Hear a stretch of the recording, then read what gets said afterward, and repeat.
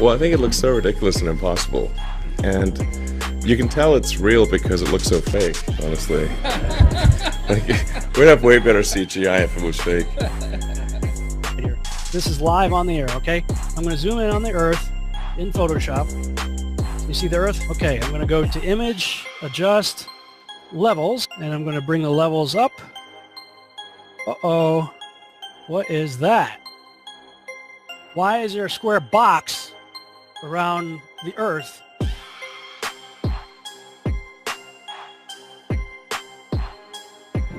It is photoshopped, but it's has to be. It is photoshopped, but it's has to be. It is the world that has been pulled over your eyes to blind you from the truth. What truth? That you are a slave, Neo. Like everyone else, you were born into bondage, born into a prison that you cannot smell or taste or touch. A prison for your mind.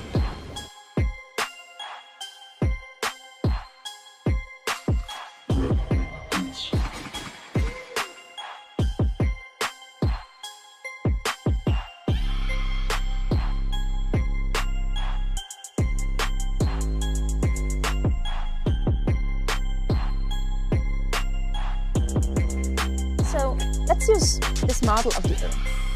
And let's enlist the help of a friend, Taxi. You might know her.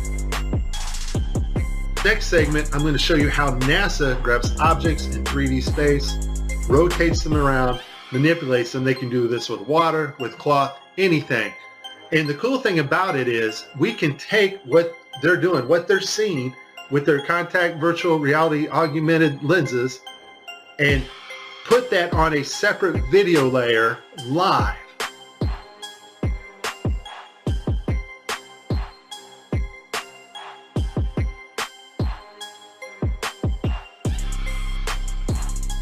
Okay, I have a lot of Tim Peake screw-ups, but this one here, the system glitches, the software does not track his hand properly, and Tim slips his hand underneath his other fingers, which is tightly holding onto the mic, which would be impossible.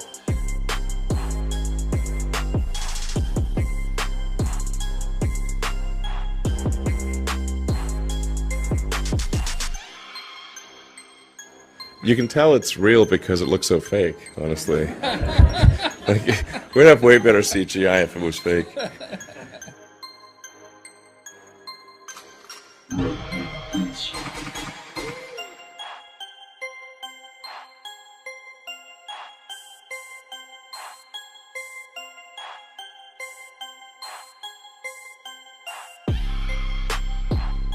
Just another example of NASA faking space. Let's take a look here at this supposed image of Jupiter. Nothing more than CGI fakery. The supposed auroras. Again, at NASA's official website, where it states Hubble captures vivid auroras in Jupiter's atmosphere. Here's the problem. The date of June 30th, 2016. Now take a look at this.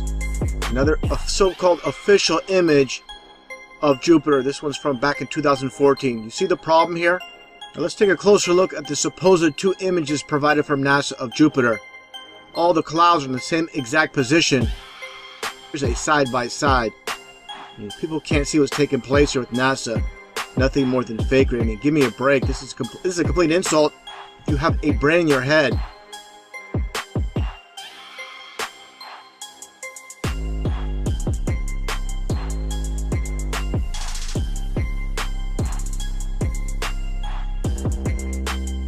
Look like you're in a studio, maybe in Omaha, Nebraska or something. The shot is so clear. Is this a hoax? Are you really in space still? I don't know. We're going to have to do something for you.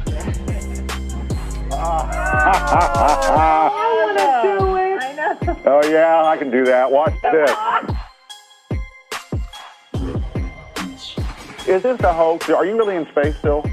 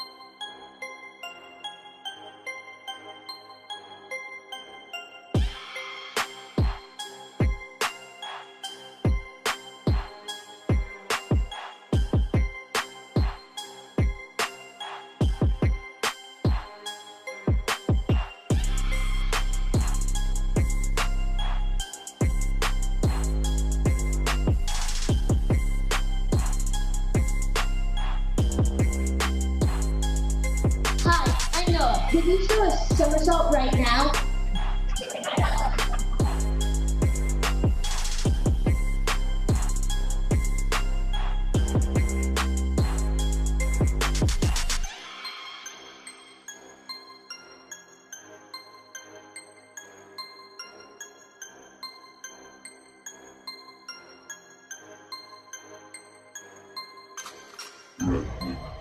Is this a hoax? Are you really in space still? See the hair? See the hair? And they just start making stuff up. Yeah. Like that Neil Armstrong guy. Have you seen him on the talk shows? Neil Armstrong, you mean the first man to walk on the moon? Talk about a fish story. Yeah. Man, and they're buying it. Oh, yeah.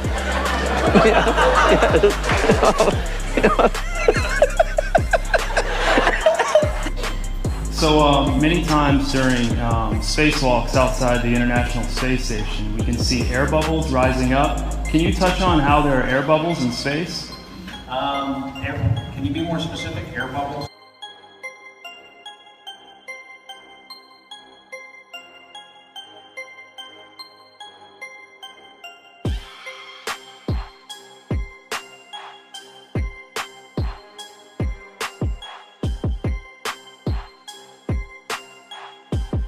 So yeah, like a lot of times during the footage, the NASA footage, you can see bubbles coming up out of the helmets or kind of from underneath you. How do you explain bubbles in space? Yeah, I'm not sure exactly what you're talking about. Now sometimes you get water in the helmet, and it comes. It's either from sweat or from the cooling garments, and that's generally what that is. I've never seen any kind of air bubble anywhere. Could it be that you're filming in an underwater pool and you're not really out there?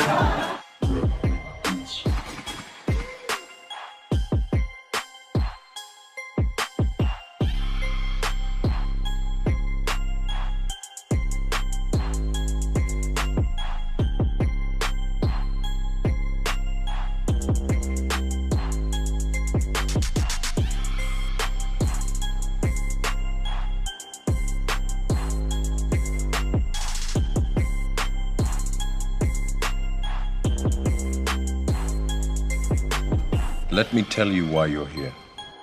You're here because you know something. What you know you can't explain, but you feel it. You felt it your entire life. That there's something wrong with the world. You don't know what it is, but it's there, like a splinter in your mind, driving you mad. You're a coward and a liar and a thief.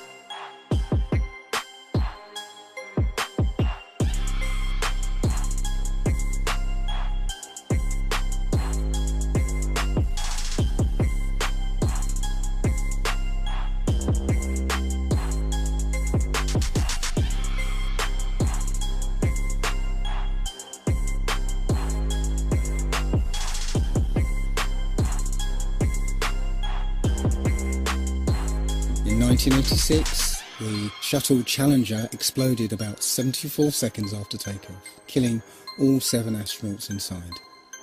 Or did it? It turns out that 6 of the 7 are still alive and kicking today. Ellison Onizuka claims to be his identical twin brother, Claude.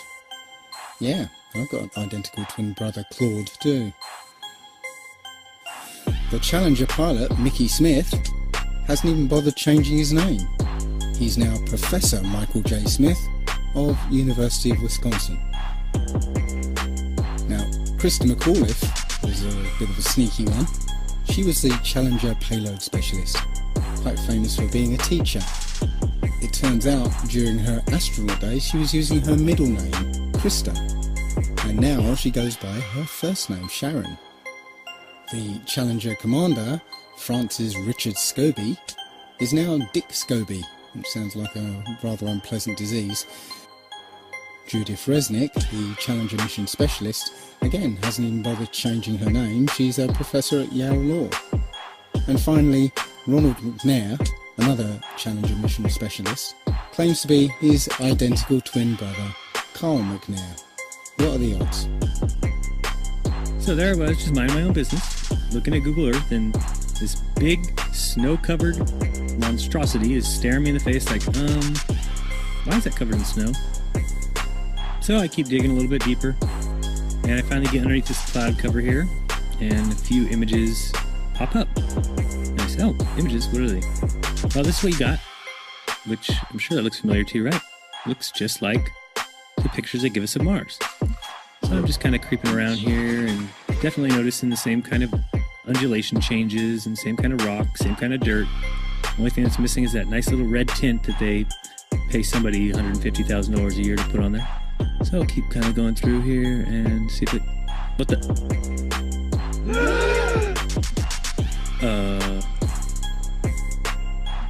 Yeah. So, I got another truck. Oh yeah, it says NASA. What's that say? Mars Project? I think I found out where Mars is, guys. At some point in the future, we're going to look back and say, how did we do it without space? The kinds of technologies that we're testing out on Space Station are definitely helping us with our goals of going beyond low Earth orbit. Early in the next decade, a set of crewed flights will test and prove the systems required for exploration beyond low Earth orbit. Right now, we only can fly in Earth orbit. That's the farthest that we can go. And this new system that we're building is going to allow us to go beyond and hopefully take humans into the solar system to explore.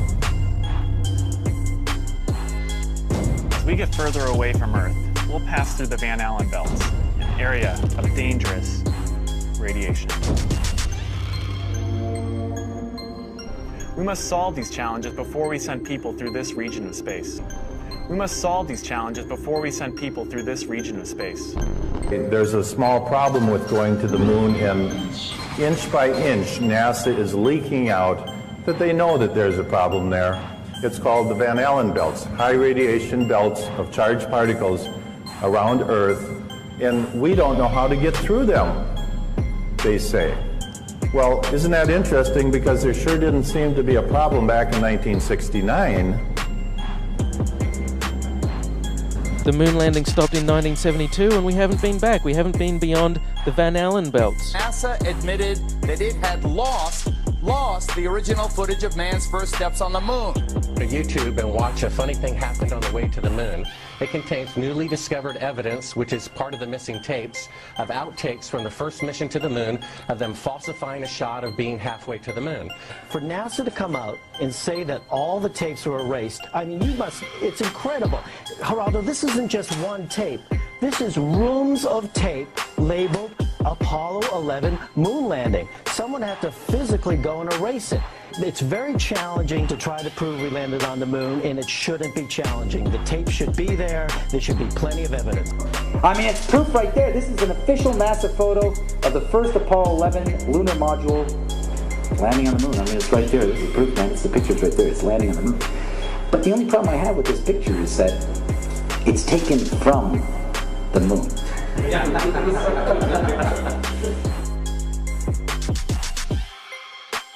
People who believe they saw the landing on the moon because they heard it on the radio.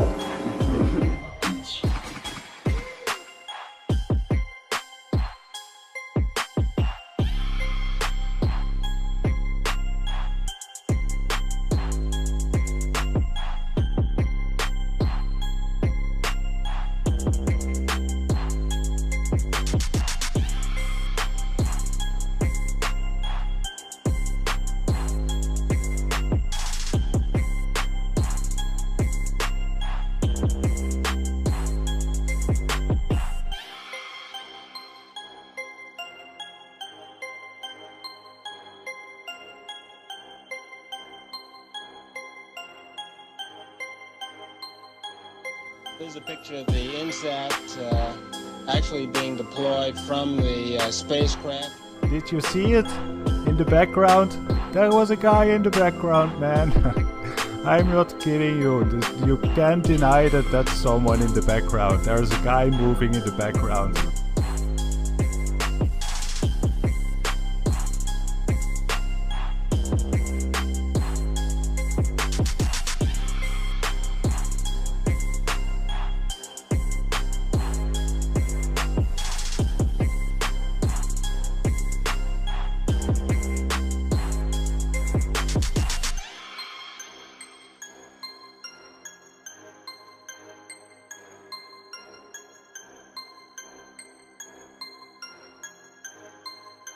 faked. And I'll tell you, just if nothing else, here's why you can tell they're not fake.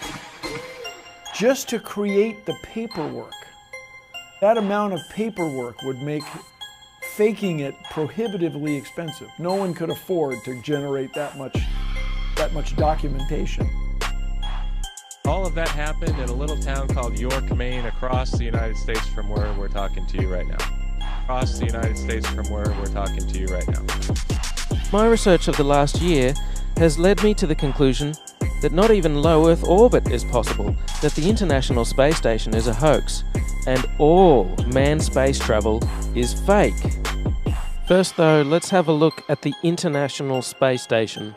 I want to talk about some of the anomalies I see there. For the inside of the International Space Station, there are a couple of zero-gravity tricks that they use to fake it.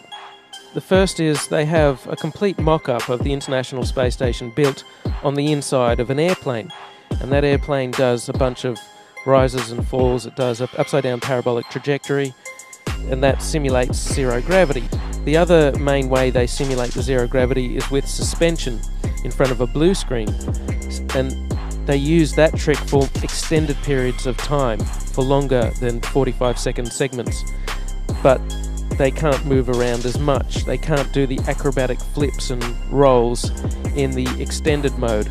So there's full motion mode where they can fully move around, and that's faked in a plane. And then there's suspended or extended mode where they're suspended by wires in front of a blue screen. They don't move around as much, but they can make the scene last for a longer period of time. The extended mode is much quieter than the full motion mode.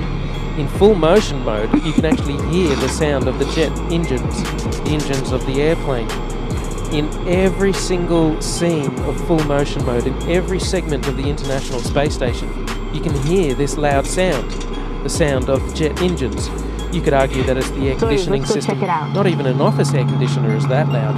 And why is there a loud sound in every segment of the International Space Station?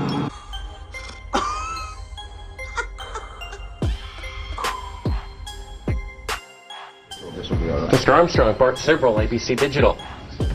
Wanted to give you the opportunity to swear on the Bible that you walked on the moon. Will you put your left hand on the Bible and swear to God that you walked on the moon? You have $5,000 cash. You can give it to charity if you swear on the Bible that you walked on the moon. Please I have the tape.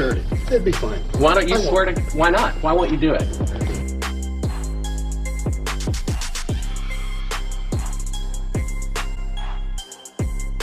The Earth supposedly 23.4 degrees on its axis. And that leaves you, of course, the occultic number, again, 66.6 degrees off.